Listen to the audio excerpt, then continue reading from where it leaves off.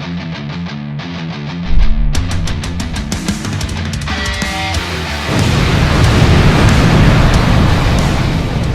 and gentlemen, welcome to Kulture Kombat. I'm your host, Super Duper Josh. And today it's a little interesting because Sebastian is not here with us. And there is a reason to that. It's because we have a very special guest joining us today and one of our new reporters of Kulture Kombat. Give it up for Darren Patton! Thank you, bro. Thank you. Welcome to the show, my man. How are you? I'm well. I'm happy to be here at the show. It's beautiful, beautiful. Now, just a little bit of history about us. How do we know each other? I've known him since he was a little fart. Yeah, I mean, if we had some pictures, I'll throw it up in there. I've known Josh since he was young. Me and his father worked together, and when he got older, me and him started to work together doing film stuff. Yeah, he helped me make my first short film. Amazing journey, amazing experience. And now today, we're going to be bringing him on to this wonderful show we call Kulture Kombat. Thank you. So first off, before we get into the interview today, I have to show you guys something very important. The other day, I was very fortunate enough to meet the one and only Sting. I got him to get an autograph, and who knows, maybe a little later, you might see a little special message from Sting himself. Yeah, this is the Stinger inviting you to watch Kulture Kombat. It's showtime. What a wonderful experience. I even have some interviews with some fans. My name is Jeremy, and my experience here at the Trifecta Card Show was pretty cool. Got to meet see Sting, super chill dude. I really like how he never changes, and I went up and shook his hand. He was. I told him I remember seeing you like the last few years ago at another show, and he said, thank you. And then I got to chance to meet Ric Flair, the Nature Boy. Woo, woo. Yeah, he was super cool. Very humble that all his fans are here and showing their support. And yeah, the overall experience is very, very calm, and everyone's very laid back. And yeah, we just great to mingle with other wrestling fans out there. Awesome. Thank you so much for your time. Thank you. What is your name? Bobby Williams. Bobby Williams, thank you so much for taking some time. And what do we got here? All right, so I made this in my garage last night. Oh my God, just dude, it looks fantastic. It's just a Sting amalgamation of, I sent it over to Walgreens. I got it as fast as possible. And the lady, when she handed it to me, she didn't know what the hell this was. I didn't have time to explain it. It would have took me 20 minutes to explain it. I got some other stuff here. I got this at a Comic-Con a few years ago. So we're gonna get Ric Flair to sign this. Ric Flair is signing inside the lobby. So you buy a ticket for $85. You go in the lobby to where he's drinking, and that sounds so Ric Flair. That's such a Ric Flair. That is such a Ric Flair move. He's like, buy an autograph and meet me in the bar. That's what he's saying. So yeah. That is so cool. Thank you so much for your time. You're very welcome. But enough about that. Darren, let's get into it. So, to start off the show, let me ask you, what is your interest in pro wrestling? I grew up a pro wrestling fan. I go back to when Austin Idol and Jerry Lawler were wrestling in the local scene in Memphis. Wow. I watched wrestling all my life. Jimmy Superfly Snuka, Ray the Crippler Stevens. All the way into the WWF era to the WWE era. And when I got a little older, I started to like my combat sports a little more real. Okay. And the reason I say real is because I became an athlete. And wrestling is athletic. It definitely is, especially in the Olympics. As a grown man, sometimes I don't like the storylines. Okay. That's what made me kind of... So you like the sports element, but not the entertainment element. Yes. Okay. And what would you say is your top, let's say your Mount Rushmore, your top 4 favorite wrestlers from the WWF era, like as you were growing up?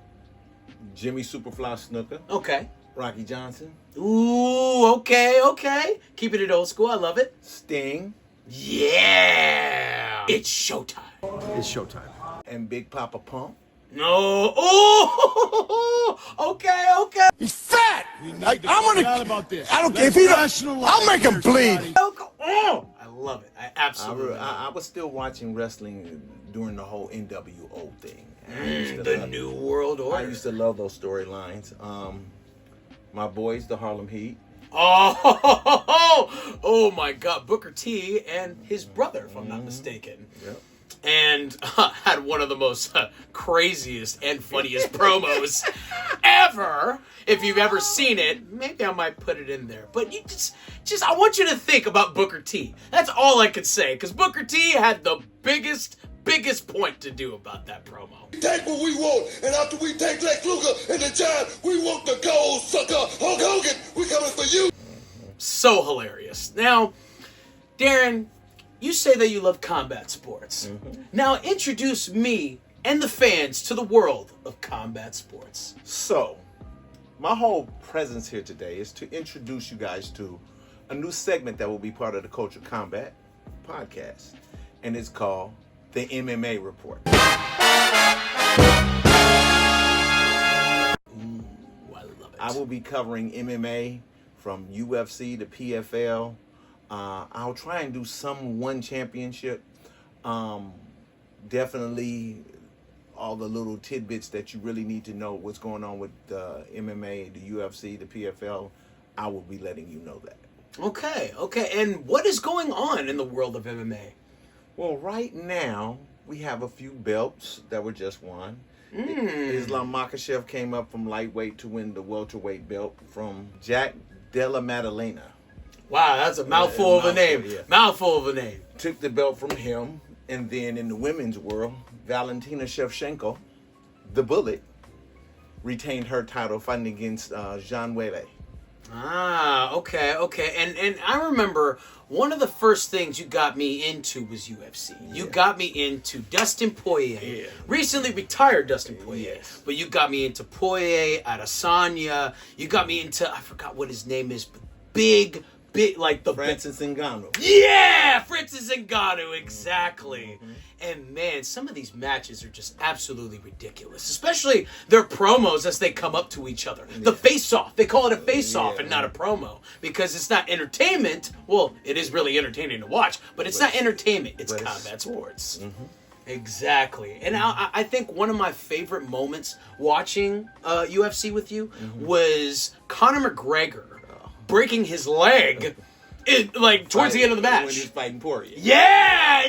I was like, oh my God. I was like, oh, man. What was one of the craziest moments that you've seen in MMA sports? Craziest moment was when Anderson Silva, I'm trying to think who was he fighting? Chris Weidman or somebody? No, I think Weidman just beat him. He was fighting somebody, and he kicked him in the leg and broke his leg, and his leg was dangling. Oh, my God. That was so sick. I was like... See, I'll tell you this much. When it comes to MMA sports, they are way more brutal than when it goes to entertainment sports. Because if you really listen to all these podcasts and different shows that the wrestlers be having, some of them are even saying that they barely even have contact. It looks like it, but it doesn't have contact. That's why Penta can go and do so many matches at a time, because it looks like he's getting injured, but he's staying perfectly fine. And that's also part of the reason that people like Brock Lesnar came back. Brock Lesnar at one point was a contender to be a champion in MMA. You know, with MMA, especially at the heavier weights, you can't fight every month because you gotta heal up. Yeah, because, I mean, I've seen some of these battles, like, just people are just drenched in blood as they're fighting each other. And still, finding some way to either win a match or to survive the next And day. then hematomas and all kinds of stuff. And then I forgot what was... Cauliflower ear, yes. And me and you were watching the match where the dude's ear busted open. Yep. So, yeah. My God, man. And who would you say is your Mount Rushmore for MMA right now? Fighters that are still fighting or just finished fighting? Or let's say your favorite MMA fighters just as you've been watching. You know I'm an Israel Adesanya fan. Yes, definitely. I'm a Kamaru Usman fan. Okay. I'm a Khabib Nurmagomedov fan. Khabib, yeah, I've heard a lot about I'm Khabib. an Islam Makhachev fan. Okay. I'm a Francis Ngannou fan. Mm-hmm. You have a lot of I favorites. am a Alex Pereira. Right now, he's holding the light heavyweight belt, and he's going to attempt to fight for the heavyweight belt also. Okay. And have you ever... And- Oh, go ahead. John Jones. John Jones. John Jones is considered the greatest MMA fighter of this era, Wow. if not of all time. Do you have a favorite match of his? My favorite match, realistically, I felt like he lost. Really? Now, this is very interesting. I felt like he lost to Dominique Reyes in their fight. And when was this? That was probably about 3 years ago. Okay. And I felt like in that fight, Dominique Reyes won that fight. But the judges felt like John Jones did. So I see. if you watch the fight, you'll understand why I say that. Especially if you've never watched John Jones before, try and watch a fight before that, then watch that fight, and you'll understand what I'm saying. Because John Jones kind of got dominated in that fight. It's just that, I guess, to the judges, he had enough significant strikes to win the match. Because it went the distance, and nobody had really went the distance with John Jones at that point. Got you. And have you ever attended one of these matches before? I haven't attended a MMA fight in years. But you have before. I have before. Ooh. But now that it's such a big to-do, tickets are just kind of expensive. Well, I ain't going to say they're too expensive. The 2 times I really could have went, something came up. Okay. But like, I wanted to go see Israel Adesanya versus Alex Pereira for my birthday 2 years ago. And the tickets was just way too high for me to really be where I wanted to sit. And let me guess, the lowest was probably what, $3,000, $4,000? No, the lowest tickets were like $500-$600, but there were nosebleeds. Ah, I see. And where I wanted to sit was around $1,800 to $2,500 for a ticket. And I would have to buy 2. I'm not spending $5,000 for 2 tickets. Yeah, that's true. Just That's not true. doing it. Not unless you're crapping hundreds. Yeah, if I'm crapping hundreds, I'm breaking it off. Breaking it off, pitching a loaf. So, yeah, but I think that's my problem with all sports right now. All sports has become pricey for the regular fan of the sports. And Yeah. what needs to happen is prices need to come down. Because how much are WWE prices now for a ticket? Well, I mean, depending on if you're just going to a regular match. If you're going to a regular match, I've seen tickets for maybe for like $100 to $200. And yeah, they might be nosebleeds, but I've seen some that were like front row of the nosebleeds, so you're literally seeing the ring clearly. So this is what I want you to take into consideration. My son has just turned 30. When my son was in 6th grade, me and my best friend took him and his son. Matter of fact, big oops, my nephew, and my son. We took them to see Hulk Hogan at the Oakland Coliseum, and I paid $100 for 4 tickets, and I was like on the floor in the middle. Wow. That's how much the whole get down of pricing has changed when it comes to all of this. And on top of that, inflation. Inflation is definitely playing a big inflation, part in that but too. you got to remember this too. With NFL teams, with the UFC, with the WWE, the bottom line is they're in business to make money. Yes, that is very They're true. not fine. And the bad part about it is, we the consumer are the ones that get hit. Yes. And right now, with the way our economy is in this country, America, it doesn't work in our favor. That's true. Oh, okay. Now, let me ask you this. What is your opinion on WWE now being a part of ESPN? Because they have a deal now where all their pay-per-views are now going to ESPN. I think it makes it easier for certain people to see it. Okay. Because, like, I guess what I've seen, especially with WrestlePalooza, they had that deal for the first time, bringing WWE to ESPN for their first pay-per-view. But you know what part of that has to do with? The same parent company that owns the UFC owns them now. TKO. So their deals were always with ESPN. Gotcha. But here's one for you. You know that the UFC will no longer be on ESPN after January 1st. Really? Now that I did not know. The UFC's contract got bought by Paramount Plus. And now, if you have Paramount Plus, you don't even have to pay. There's no pay-per-view. You just watch it. On Paramount Plus. Oh. Now, I thought the WWE had contracts with Netflix. They still do. They have Monday Night Raw on Netflix. And then they have, for the CW, they have NXT. And then for USA, they have SmackDown. But they don't have pay-per-views on they have not pay-per-views, but they don't have the big matches on. So they Netflix. have, so for the big matches, if you're watching internationally, you could watch the pay-per-views for free on Netflix internationally. But if you're here in the States, you have two different ways of watching it now. You either have ESPN for all the big main events, all the big pay-per-views, like WrestlePalooza, even Survivor Series coming up in a couple of days. And then, for instance, Saturday night's main event is on Peacock. So it's not like it's an extra pay. It's like if you already have Peacock, you can watch Saturday night's main event for free.